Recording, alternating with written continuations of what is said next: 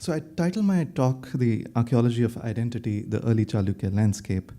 And I'd like to give a little bit of background about what identity can mean and how it can be constituted, and how archaeologists actually do an archaeology of identity before I speak about my research on early Chalukyas.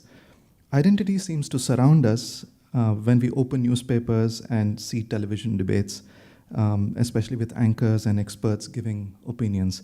Many times historians and social scientists participate in these public debates. In fact, when it comes to things like religion, caste, and language in South Asia, it's particularly so, but also more so we see that in gender relations, sexuality, and children's rights, among all kinds of other identity-related issues. So therefore, there seems to be, in a contemporary context, an entanglement of identity and politics. But that aside, the very concept of identity is fluid and belies definitions. So let me begin by addressing the issue head-on as to what identity constitutes. Simply put, identity provides a referential perspective to comprehend someone or something in this world.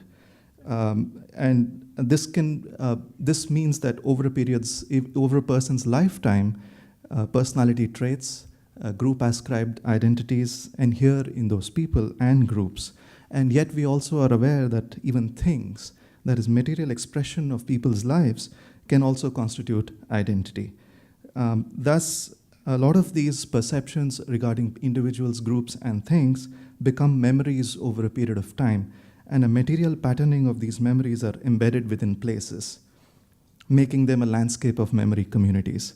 So it can be said that identity cannot be isolated from its material and landscape context. A corollary to this would be that identity is relational. In other words, only by understanding the configurations of relations between people, things, and landscapes that one can begin to discern identities. It then follows that identities can be multiple, and identities are multivalent, that is, carry different values, and also mutable, that is, at different times they transform themselves in a specific context. For instance, to take an example, when there are, at different times, there could be different situations in a person or a group's life. Let's call these situations as stimuli. Identities can appear fragmented or unitary. For instance, during times of religious tension, it can appear that the only aspect of a group or individual identity is his or her religion. But no reasonable claim can be made that those individuals do not have other significant aspects of personality or character. Same can be said of other stimuli such as nationality, gender, age, political persuasion, etc. So to sum up then, identity is a complex entanglement of variables that symbolize and signal various states of being, as it were, in society. And these find expressions in things and places. So given this understanding, it's actually fairly dangerous to conflate identity and politics in very limited and historically devoid contexts. It can become ideological. And as Professor Singh's recent work from a collection of her anthologies that came out in 2016, she makes a plea for doing a non-aligned kind of history writing, which I wholly agree with, and will take us away from getting into ideological debates as such. I also want to emphasize here that doing a history of identity or archaeology of identity is not novel. It has been done, it is being done, and even in South Asia, it has quite a fairly deep sort of historiography, especially for modern Indian history, less so for ancient and medieval India. So what actually can archaeologists do to investigate issues of identity?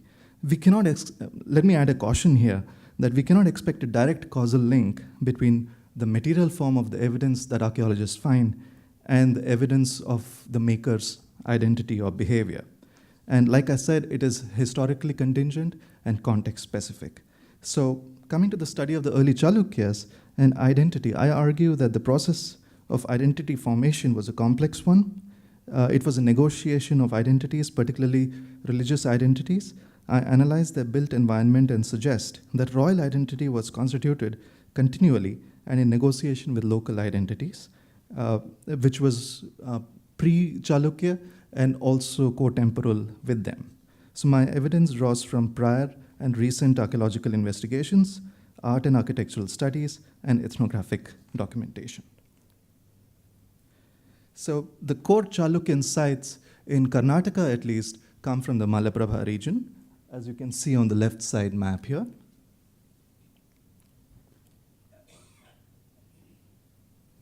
So the Malaprabha is actually a seasonal river in a semi-arid landscape wherein just about 600 to 1,000 millimeters of annual rainfall is received here, resulting in dry farming, but also pastoralism as the major subsistence activity, as is quite true even today.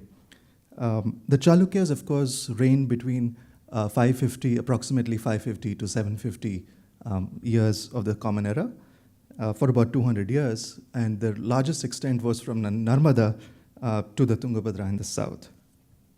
And I conducted my doctoral dissertation survey at the site of Aihole, pictured here on the top right there. And about 5 square kilometers of Aihole was intensively surveyed out of a 25 square kilometer area that I had scoped out for the dissertation survey itself. And apart from a lot of the results from my research here, which I detail in my dissertation, 2 issues is what I'd like to point out. First, the presence of a continuous scatter of ceramics marked here from all those red dots that you see on the map there suggests to me that Aihole was not just a religious settlement, but also a flourishing population center. Secondly, the temples of the early Chalukyas were not simply an imposition of a cosmic program of sacred construction devoid of considerations of local history and tradition. So let me get into the early Chalukyan temple architecture, from which I suggest the argument of negotiated identities. So there are about 38 temples at Aihole that belong to the period of the early Chalukyas, out of about 100 odd temples that exist at Aihole. So as far as the chronology of these temples are concerned, I go by the dated chronology by art historians. And the 200-year period of the Chalukya rule between 550 and 750 CE, I've broken it up into an arbitrary 50-year phase. And the reason for doing so would be, one, that we are likely to observe in finer detail the progression in the sequence of emergence of architectural and religious patterns during each phase, and 2, this enables us to understand the transformations in the use of space at Aihole. In period 1, the distribution of temples, so these are some of the, just a representative sample of some of the temples that you can find at Aihole. The Buddhist Vihara, the Huchi Malli Gudi on the north side of the village, the famous Durga temple at Aihole, and one of the Konti Gudi temples on the south side of the village. So I take you through these 50-year periods from period 1 to period 4. So in period 1, you can see that the distribution of temples are closer to the low rising sandstone ridges. In fact, out of the 6 temples that are there during this period, at least 3 of them have Buddhist and Jain affiliations. I also want to point out in the same ridge that's on the southern side of the ridge, on top of the ridge, one sees the presence of possibly Iron Age, but continuing into later periods of Indian history, the construction of megalithic monuments. Usually these are called dolmens, which are essentially look like this, expediently put together, or not expediently, but sandstone slabs that are available on the top of the ridge are put together on the sides with a capstone on top. Usually each of these stones can be about half a ton or sometimes even more. In fact, Dr. Sundara's work from 1975, Early Chamber Tombs of South India, is the major research work even to this day, which documented the Aihole megaliths among a lot of the North Karnataka megaliths. In fact, my colleague Sri Kumar Menon is going to talk about the megaliths a little later as well. But I want to suggest that the megalithic dolmens in particular are known to have mortuary sort of functions ascribed to them. So in a sense, this is an important piece of evidence which suggests that with the Buddhist and Jain temples in the period 1 that I just noted, and the philosophical preoccupation of Buddhism and Jainism with the afterlife may suggest the connection of these architectural expressions and the kind of identity of the sacred landscape itself. So to add to this, art historians such as Carol Bolon has suggested there's an architectural metaphor, so to speak, of the period 1 temples, the Jain cave in the south side of the Megoti Hill and the Ravalaphadi Shiva cave on the north side of Aihole, resembling and having a dolmen-like character. So the capstone of the dolmen can be seen architecturally mirrored in the constructions here.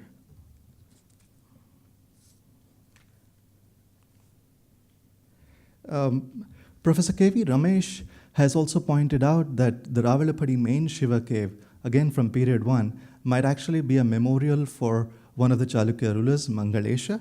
And this is also further suggestive of the fact that the mortuary sort of understandings of the sacred landscape of period 1 probably hold some water. So period 2, dated between 600 to 649 CE, roughly. In this range, Chalukyas sort of reached their maximum sort of territorial extent. But you can see from the constructions at Aihole itself that there's just one main temple that's constructed. The Megoti Jain temple, which is on the south side of Aihole on top of the highest ridge there, is a significant temple construction. It's a Jain shrine. It's north-facing. And Professor Padigar from Karnataka University, Dharwad, has suggested that north-facing Jain shrines could have mortuary connotations as well. So in a sense, it seems that the memorial landscape and the mortuary landscape of the sacred landscape of Aihole is a theme that continues into period 2 as well. Period 3, that's between 650 to 699, sees most of Chalukya temple constructions in the Andhra regions at this time, because this is also the time that there is a kind of an interregnum, a political hiatus, so to speak, between when the Pallavas conquered the Chalukyan territories in the Malaprabha region, and about 650 or so when the restoration of the Chalukyan Empire took place. So during this time, we see small temples being constructed at Aihole. None of them are really massive or architecturally very efflorescent as such. But I'd like to draw attention to an inscriptional reference from 660 CE, which suggests that the emperor who restored the Chalukyan fortunes, Vikramaditya I, has undergone a so-called conversion by undertaking a Shiva Mandali Diksha. And possibly, as art historians have pointed out, most temples in the Malaprabha region seem to have a Shaivite affiliation. And there are lesser and lesser Buddhist and Jain shrines and temples constructed from this period onwards.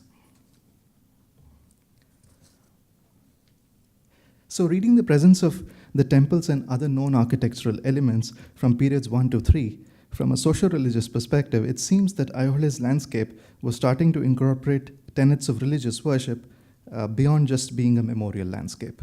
So existing temples and structures from period 1 and 2 incorporated divine worship, but also were clearly memorials for rulers and other sorts of people, including perhaps even warriors. And as I will say a little later on, the megalithic dolmens might actually be associated with pastoral populations. So coming to period 4, on this image you can see maximum number of dots, essentially. 27 out of the 38 temples of the early Chalukyas at Aihole were built in this 50-year period. And this kind of goes back to the point of my division of the periodization of temples into 4 periods. You can see the rapid temple construction in this last 50-year reign of the Chalukyas at Aihole. And in fact, it is also in this period that you have maximum religious affiliations, Shaiva, Vaishnava, and the combination of different forms of worship and architectural elements coming into play at Aihole itself. Thus, the diversity of architectural styles and iconography on these temples suggests that there might have been different forms of ritual performance and practice leading to diverse religious experiences. In other words, Chalukyan religious identity, as gleaned from their temples at Aihole, suggests that the ruling elites acknowledged and participated in the memorial spaces that already existed and created a place that became uniquely identified with them, thereby infusing a dynamic in the sacred landscape here. So moving on from the temple architecture, I want to focus on their iconography, and especially the iconography of three female deities, the Saptamatrika, Lajagauri, and also Yellamma as a deity. I suggest that just like in architecture, the Chalukya religious landscape was a negotiated space wherein local religious practices were recognized and incorporated. The Chalukyas claimed in their inscriptions that their lineage was nourished by the Saptamatrika, or the 7 divine mothers. In fact, they follow the Kadambas and the Vakatakas in doing so. So it's not unique, a claim that's unique to the Chalukyas only. At Aihole, there are at least 3 sets of Saptamatrika figures that I'm aware of. The first one being at perhaps the earliest, one being at the same Ravalapadi main Shiva cave in this rather dramatic set of Saptamatrikas. Usually they're depicted in a seated posture, but here they're standing. Second one is in the North Temple at Huchimaligudi. And the third, perhaps the most dramatic set, are these set of busts that are today at the Aihole Museum, but were found in clearance operations. So that's kind of a way of saying that there was a kind of an excavation that was conducted on the south side of the village in the late 1980s, where perhaps the only recorded Saptamatrika shrine was found. 2 kilometers south of Aihole, in the village of Siddhanakolla, is the Lakulisha temple, dedicated to Lakulisha, the founder of the Pashupata and the Kalumaka sects from the 3rd, 4th centuries CE or so. And the association of Lakulisha with the Shaiva and the fertility pantheon is fairly well established, not just in the sort of the historical literature, but also the Shastric literature itself. And one of the sub-shrines of the Lakulisha temple houses a Saptamatrika set down there. At this point, I'll talk about the third deity. I'll come to Lajagauri a little later, but I'll speak about Yellamma here. Yellamma also is connected with the Brahmanical deities of fertility, but perhaps maybe most well understood as a pastoral goddess. Thank you. Interestingly, besides agricultural groups who are commonly associated with worship of the 7 divine mothers or the Saptamatrika, pastoral groups who live alongside agriculturists in southern Maharashtra and North Karnataka today also recall 7 mothers who safeguard them. One of them is Yellamma, or Yellamma Tai, as she's called, by pastoralists such as the Kurubas, the Goldas, and the Dhangars. Oral tradition in Puranic literature reveals a lot of the social situation and her position among the pastoralists. So one of the main stories regarding Yellamma actually harkens back to the Parashrama, part of the Parashrama legend, where the story goes that Parashrama's mother, Renuka, sometimes also referred to as Aditi in the Andhra situation, the wife of Jamadagni, basically angered her husband Jamadagni, and Jamadagni curses her, and in fact tells his youngest son Parashrama to behead his mother. Being a dutiful son, Parashrama goes ahead, obeys his father's instructions, and beheads Renuka. But Parashrama himself is filled with remorse, and Jamadagni, realizing his own rash action, granted that his son would actually get his wish true of seeing his mother alive, but it would be a headless body. Instead, her head would be replaced perhaps by a lotus or some sort of a situation like that. So today, the Yellama worship is mostly in North Karnataka, and the most sacred site is in Belgaum district in Saundatti, a few 100 kilometers or so west of the Malaprabha Valley. And her temple is situated on the locally named Yellama Gudda hill there. And just behind that hill, the Yellama temple is about the 9th century from the Rashtrakuta period. And just behind that temple are early historic pottery remains, including megaliths that have been documented. So that's an interesting parallel through in the situation of Aihole with the Meguti and the megaliths being also in proximity to each other. So is it possible that Yellama or the worship of this goddess Yellama goes back earlier into the first millennium, considering that 9th century is the temple at Saundatti itself? That could be the case. In fact, here I discuss some of the ethnographic evidence among pastoralists that Professor G.D. Sontheimer had documented in the 1950s in his documentation of stories of North Karnataka and southern Maharashtra pastoralists.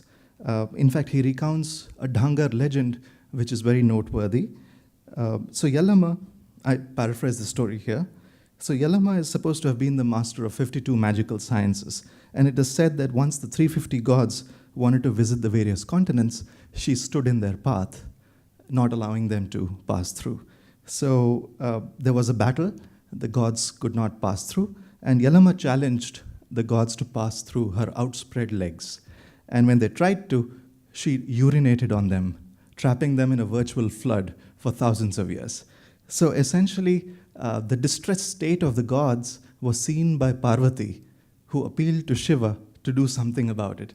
And Shiva sent his trusted lieutenant Kalabhairava, who with his staff and a kambli, basically the accoutrements of pastoralists today, to go and battle Yellama and free the gods. Of course, Kalabhairava is also addicted to marijuana. So till Parvati could supply a regular supply of marijuana to Kalbhairav did not undertake the exercise. But once he did have his stash, he did go defeat Yellama and marry her, and therefore free the gods. So apart from the apparent process of incorporation of the local female goddess, I'd like to draw attention to 2 points here. First is the stark parallel of the imagery in the narrative with the physical landscape at Badami. Badami's temples are located on 2 main sandstone cliffs called the North Fort and the South Fort. Colloquially, the North Fort is also called the Bavan Bande Fort. Bavan in Hindi or Marathi is 52. So in its shadow here stands the 10th century, 10th century temple called the Yellama temple, also sometimes referred to as the Yogeshwari temple. Incidentally, Yogeshwari is also one of the pastoral goddesses in this region. Secondly, the legend speaks of Yellama having outspread legs through which the gods had to pass. This narrative imagery in the legend has stark parallels in the iconographic depiction of the fertility goddess Lajja Gauri. And this is an image of Lajja Gauri today at the Badami Museum from early Chalukyan times, perhaps the best known Lajja Gauri example that we find. Is it possible that pastoralist legends of Yellama actually address both the female deities, that is Yellama herself and Lajja Gauri? So in the discussion in the beginning of this paper, I had noted that identities are multivalent, also mutable. So the theme in this process that I have just sort of narrated in the foregoing section, it seems to suggest that this might be a process that's happening in this case. So Lajja Gauri, in fact, is fairly well known from Chalukyan art and iconography, and the best known Lajja Gauri images in anywhere from South India come from the Malaprabha Valley region. And this, as I mentioned, is the best known example. But there is another Lajja Gauri which is in situ at Siddhanakolla, near the Lakulisha temple that I had mentioned previously, just below in a glen where there's a spring water that falls over the living rock. And this image was still in worship by childless couples, mostly agriculturists and pastoralist women, propitiating the goddess for having children. So the strong associations of fertility worship are noticed in this, in the worship of Lajjagauri.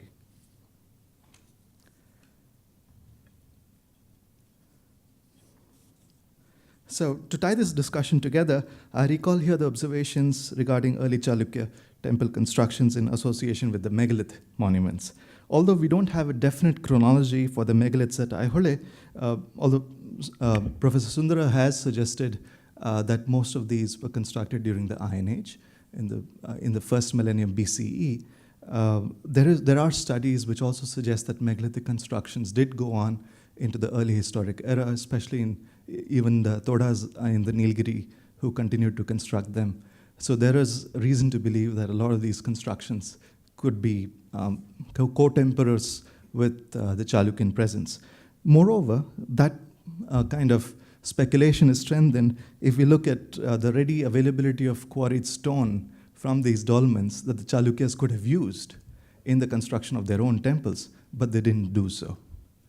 So I propose that most of these megaliths were perhaps monuments that were constructed by local people, and pastoralism being a key local subsistence, there is reason to believe that it could have belonged to pastoralists also. So for instance, you can see even today miniature dolmens being constructed at Aihole, where local groups come and speak about worship the goddess for prosperity and for children by constructing these expediently constructed miniature dolmens. So to conclude, my aim in this paper has been to address the larger themes that archaeologists and historians are well equipped to address and thereby expand the scope of their disciplines. To this end, I suggest that archaeology of identity needs a more nuanced focus beyond static perceptions of identity and its construction. Archaeological theory, method, and practice in the late 20th century, and this one, have enriched investigations into past societies. Following this research, I suggested here that identities are multiple, multivalent, and relational. Identity leaves traces in the bodies of people, in things, and in landscapes. Doing an archaeology of identity, therefore, takes into account diverse sources and seeks to dialogically investigate them. In this paper, I've shown that early Chalukya religious identity was constituted in continuous negotiation with pre-existing and local identities. I demonstrated that their temples from the mid-1st millennium CE participated in a pre-existing memorial and sacred landscape, but lent their unique character to it as well.